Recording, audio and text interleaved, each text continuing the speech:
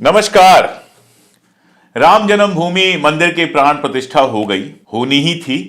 Court से फैसला आया था, मंदिर बनना ही था और इस देश में किसी ने कोई विरोध नहीं किया उसका। बार बार मुसलमानों की बात की जाती है, मुसलमानों ने भी फैसले को स्वीकार किया। कहीं कोई विरोध, जुलूस, कोई तमाशा कहीं कुछ देखने को नहीं मिला। 22 तारीख को जब प्राण प्रतिष्ठा हो रही थी तो भी, उसके पहले भी, उसके बाद भी।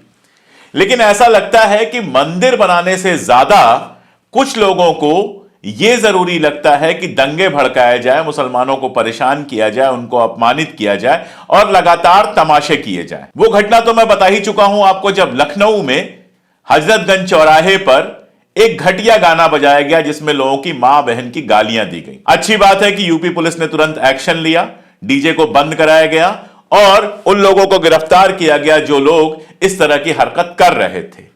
लेकिन बहुत ज्यादा चौंकाने और परेशान करने वाली जो खबरें आ रही हैं वो महाराष्ट्र से आ रही हैं, मुंबई से आ रही हैं। पुणे में उस दिन कुछ तमाशा हुआ था, पुलिस ने उसको रोकने की कोशिश की थी, लेकिन मीरा रोड पर जिस तरह का तमाशा हुआ है वो आश्चर्यजनक है। मुसलमानों की दुकानें तोड़ी गई, वहां पे ऐसी स्थिति बनाई गई कि हिंसा जैसी चीज हो, वहां पर ऐसी स्थिति बनाई गई कि माहौल खराब हो और वो स्थिति लगातार जारी है। दरअसल ये पूरी कहानी, ये पूरा ट्रेंड क्या है, कैसे कराने की कोशिश की जाती है, आजादी के पहले से ही हम देखते आ रहे हैं। एक उपन्यास है तमस, बहुत फेमस उपन्यास है, भीष्म साहनी का लिखा हुआ, और वो उपन्यास बाद में सीरियलाइज हुआ था, उस पर सीरियल भी बना था।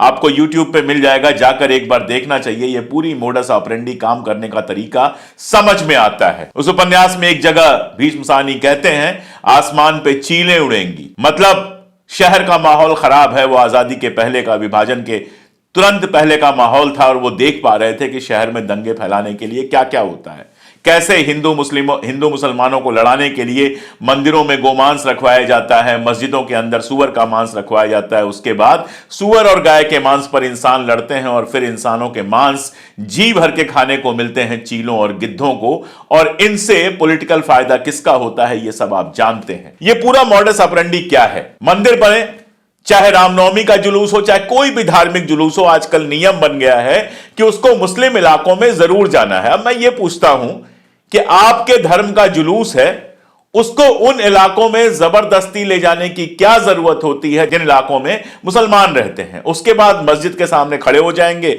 वहां पर नारे लगाने शुरू करेंगे, वहां पर तमाशा करना शुरू करेंगे, वहां पर गाली गलौज शुरू करेंगे, और उसके बाद अगर किसी मुसलमान ने प्रतिक्रिया दे दी तो फिर उसके पीछे पुलिस भी पड़ जाएगी, उसके घर पे सब कुछ चल जाएगा। उसके घर पे क्या कहते हैं उसको, आजकल चलता है बुलडोजर, चल जाएगा। तमाम सारे टीवी चैनल चीखने लगेंगे, उनको मौका मिल जाएगा सांप्रदायिक विद्वेष फैलाने का। वो घटना आपको मैं बता चुका हूं उज्जैन में, जब मुस्लिम बच्चों पर यह आरोप लगाया गया कि वो थूक रहे थे उसके ऊपर, उनको गिरफ्तार किया गया और 3 महीने बाद पता चला कि जो मुख्य गवाह था उसने कहा कि पुलिस ने मुझसे जबरदस्ती लिखवाया, मुझे कुछ नहीं पता, मैंने तो बस साइन कर दिया था। लेकिन उस समय खूब तमाशा हो गया, टीवी पे चल गया, धार्मिक ध्रुवीकरण की जो कोशिश थी वो हो गई। तो मीडिया का काम भी है, इसमें मीडिया भी लग जाती है और वो तत्व भी लग जाते हैं जिनका इकलौता काम होता है, यकीन जानिए, ना उनको राम से कोई लेना देना है, ना उनको भक्ति से कोई लेना देना है, ना उनको धर्म से कोई लेना देना है। उनका काम है किसी तरह से देश के अंदर हिंदू मुस्लिम नफरत भड़काना, और इसी के तहत यह काम किया जाता है कि जुलूस जानबूझकर ले जाते हैं उन इलाकों में भड़काऊ नारे लगाते हैं, और अगर किसी ने विरोध कर दिया तो उसके बाद पूरा मीडिया मिलकर ऐसा माहौल बनाता है जैसे कि मुसलमान आपको पूजा नहीं करने दे रहे। और उसके बाद जब मीडिया का माहौल बन जाता है तो गिरफ्तारी मुसलमानों की ही होनी है।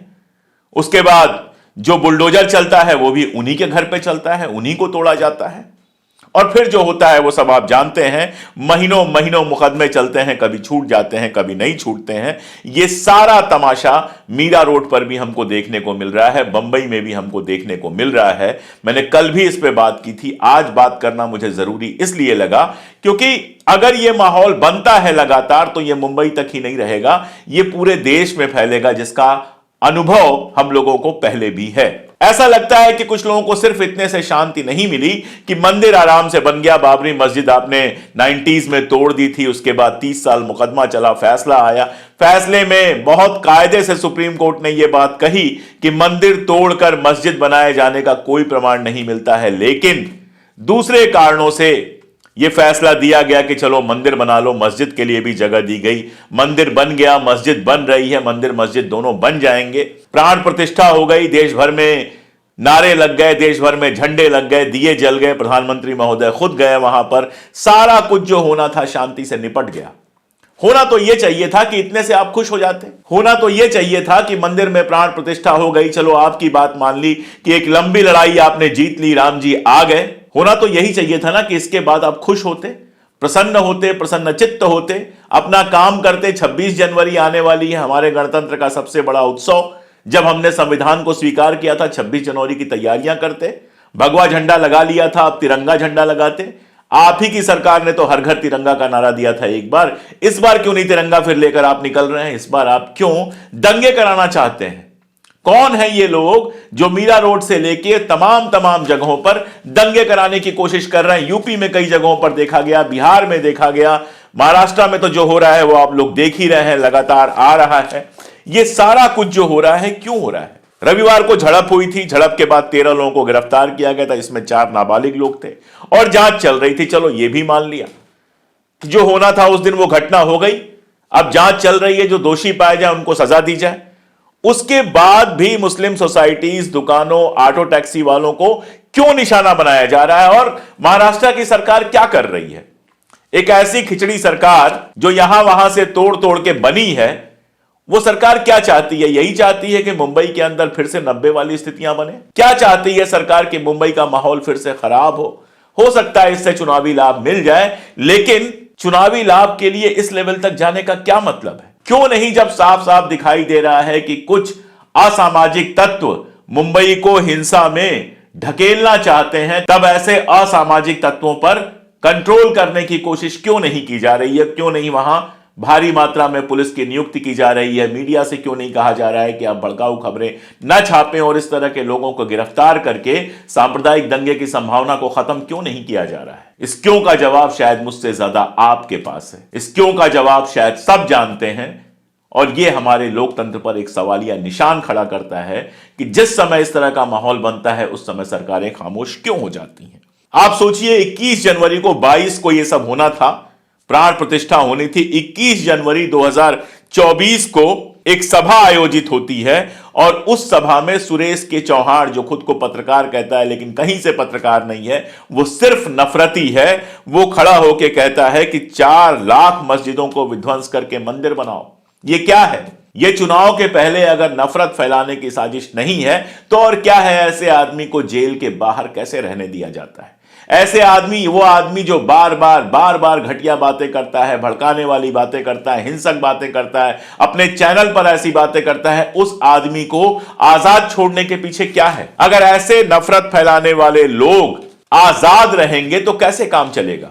अगर उत्तर प्रदेश में मस्जिद के ऊपर हरा झंडा हटा के और उसकी जगह पे भगवा झंडा लगाया जाएगा, छत्तीसगढ़ में बाकायदा, या मध्य प्रदेश की बात है, यह मध्य प्रदेश में चर्च के ऊपर से चर्च का झंडा हटाकर वहां पर भगवा लगाने की कोशिश की जाएगी, ये क्या धर्म है? मैंने भी धर्म की किताबें पढ़ी हैं, मेरा भी पूरा बचपन मां के भजन सुनते हुए गुजरा है, बड़ा धार्मिक माहौल था मेरे घर में भी। लेकिन दूसरे धर्मों के झंडे उखाड़ लेना, दूसरे धर्मों का अपमान करना, यह तो किसी मां बाप ने नहीं सिखाया था, किसी धर्म ने नहीं सिखाया था। ये कौन से लोग हैं जो दूसरे धर्मों को परेशान करना और उनसे नफरत करना सिखा रहे हैं आपको, और इसी को कह रहे हैं कि यही धर्म है?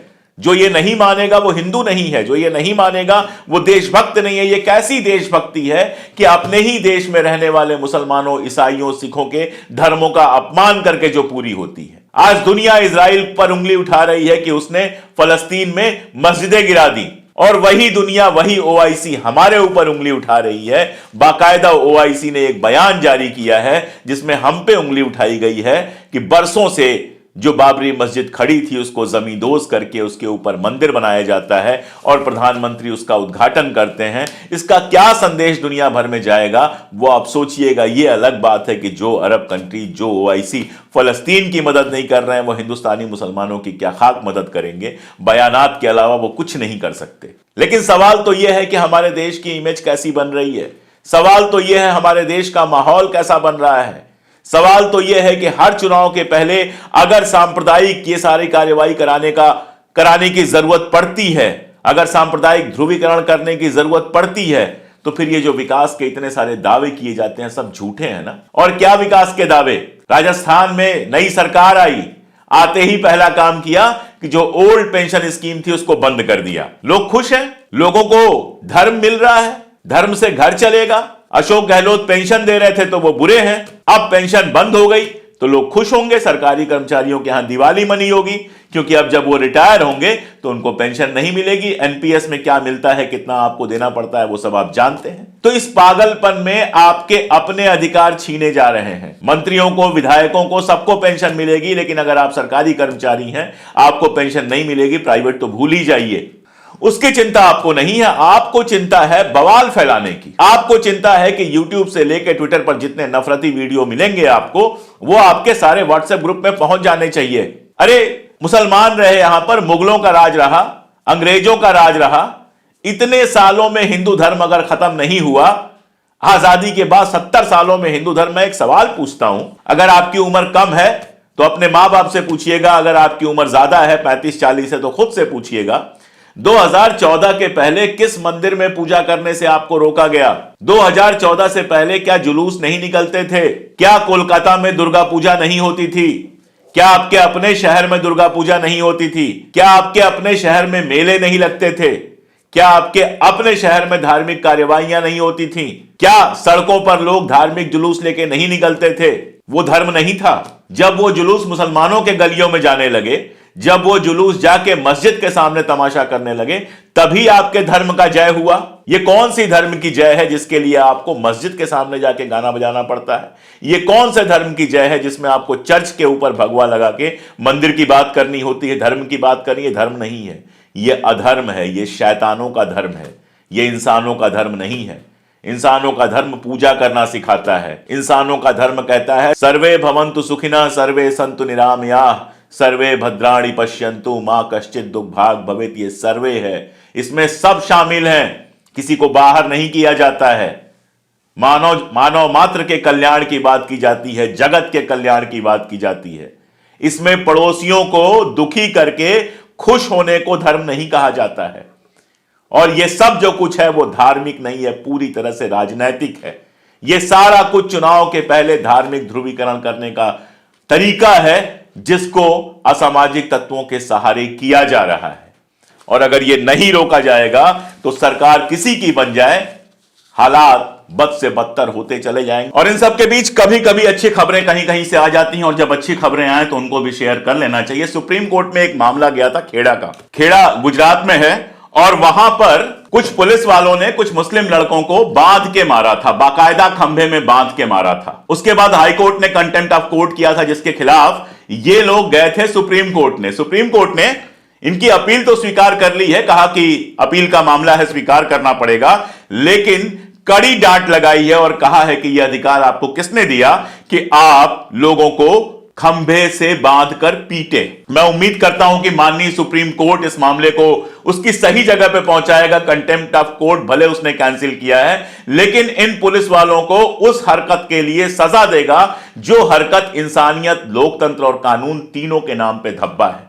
आप पुलिस वाले हैं, कानूनन कार्रवाई करने का आपको हक है। आपको यह हक नहीं है कि आप किसी को खंभे से बांध के पीटें। और यहां पर तो सीधा सीधा मामला है कि शायद पुलिस वालों को लगता है कि जिस तरह की सरकारें हैं उसमें मुसलमान के साथ कुछ भी किया जा सकता है। इन सब के बीच में चीजें लगातार चल रही हैं। मणिपुर से जो खबरें आ रही हैं वो आप जानते ही हैं, और उसके बाद आसाम में जिस तरह से लगातार राहुल गांधी को रोकने की कोशिश हो रही है वो भी आप जानते हैं। यह सब मिला के बताता है कि भारतीय जनता पार्टी और चाहे कुछ भी हो, अपनी जीत को लेकर इतनी निश्चिंत नहीं है कि चैन से बैठ जाए। उसे लगता है कि जीत हासिल करने के लिए शायद और भी बहुत कुछ करना पड़ेगा। डर लगता है हिमंता बिस्वा शर्मा को कि अगर राहुल गांधी ओपनली लोगों के बीच में ऐसे ही बोलते रहे तो कल को यह उसके लिए खतरनाक हो सकता है। डर लगता है शायद भारतीय जनता पार्टी को और उसके शुभचिंतकों को कि राम जन्मभूमि का मामला अकेले चुनाव जिताने के लिए काफी नहीं होगा। इसीलिए शायद सांप्रदायिक ध्रुवीकरण के लिए अलग अलग तरह की कोशिशें की जा रही हैं। मैं हर बार आपसे अपील करता हूं, इस बार भी अपील करूंगा कि सांप्रदायिक ध्रुवीकरण की हर कोशिश नाकामयाब करने की कोशिश कीजिए। कोशिश कीजिए कि इस तरह की हिंसा जब फैलाई जा रही है, इस तरह के वीडियो जब फैलाए जा रहे हैं, इस तरह की खबरें जब फैलाई जा रही हैं, तो आप उसमें सहभागी मत बनिए। कोशिश कीजिए कि देश के अंदर शांति रहे। देश शांत रहेगा तो शायद सबका भला होगा, और सबका भला होगा तभी देश का भला होगा। देश के सिर्फ एक हिस्से का भला करके देश भला नहीं होता है। देश बड़ा तब होता है, देश का विकास तब होता है, देश की प्रगति तब होती है जब देश में रहने वाला हर नागरिक खुश रह सके। 26 जनवरी आने वाली है, उसके पहले ढेरों शुभकामनाओं के साथ और इसी कामना के साथ कि हमारे देश में शांति बनी रहे, मैं अशोक कुमार पांडे आपसे विदा लेता हूं आज के लिए। बहुत शुक्रिया।